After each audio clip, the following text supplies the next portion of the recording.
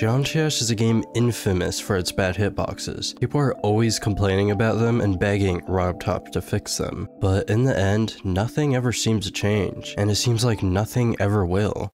But what if hitboxes in Geometry never needed to be fixed? What if the hitboxes were already good to begin with? Well, this is the story of how I came to discover that Geometry Dash's hitboxes were secretly made with the intention of being bad in order to be good.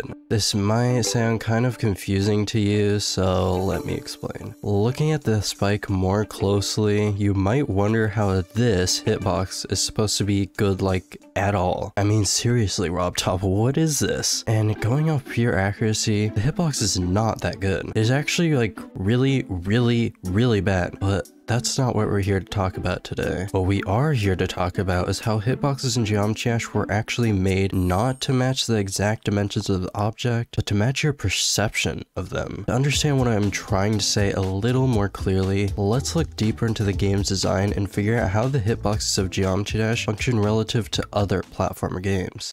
The game I'm going to be referring to, Celeste.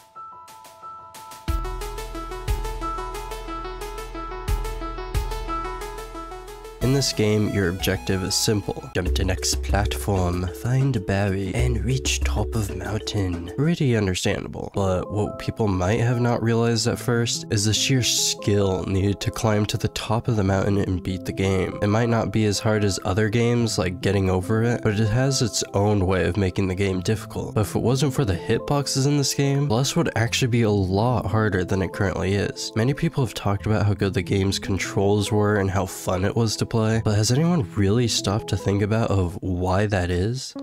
Well, if we take a closer look at Celeste's hitboxes, you might be surprised to see that they are actually not all that accurate. There's even a special move you can use in the game in order to dash through areas that would normally kill you on the spot. And now that we look even more closely, a lot of other games actually have even worse hitboxes.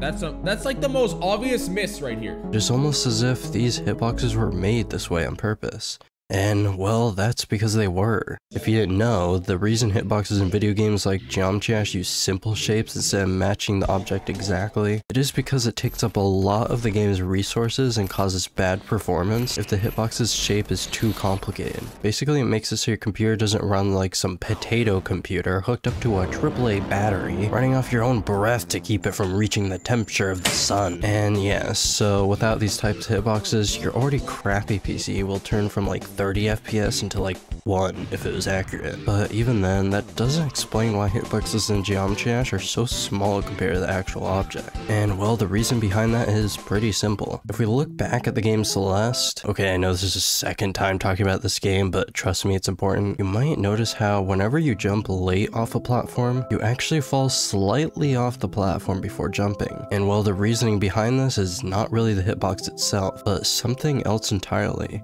Coyote time is what allows you to jump a few frames after falling off a platform, so that jumping 1 or 2 frames too late doesn't make it feel like the game just cancelled out your jump. But since Geometry doesn't really have this feature, the game instead compensates with its own form of it using hitboxes. Looking back at the spike again, you might notice how we only go through the spike when we don't jump. But let's say we did.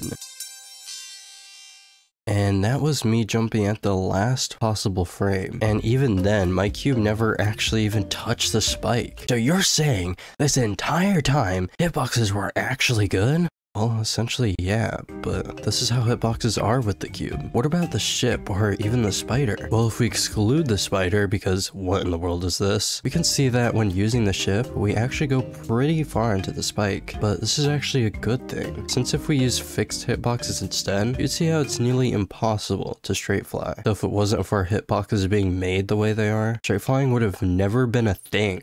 Or at least not as common as it is now. So what does all of this mean? Well, I believe RabidRetroSpectGames may have made the hitboxes the way they are on purpose in order to make the game feel easier to newer players, to improve confidence in the pro players, and most important of all, to make the game feel more fair to the average player. And if you really think about it, if these hitboxes had never existed, the community may have never reached the popularity it has today.